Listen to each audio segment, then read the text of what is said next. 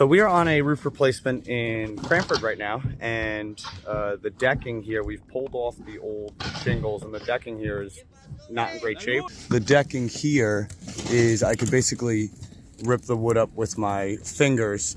The reason why this matters is because when we are putting down the new underlayment and the new shingles, if we start shooting nails into this decking and it's already ripping up just by me touching it with my fingers, it's not going to be able to hold the shingles. So we're going to install all new shingles into this decking, and the nails are going to be so loose that if you get one windstorm coming in and ripping at the shingles, the decking's not firm. It'll just rip the shingles away because it won't be able to hold it. So we need to put down all new decking, so that way when we actually shoot the nails in here to hold the shingles will remain held. Can it confidently hold down the shingles?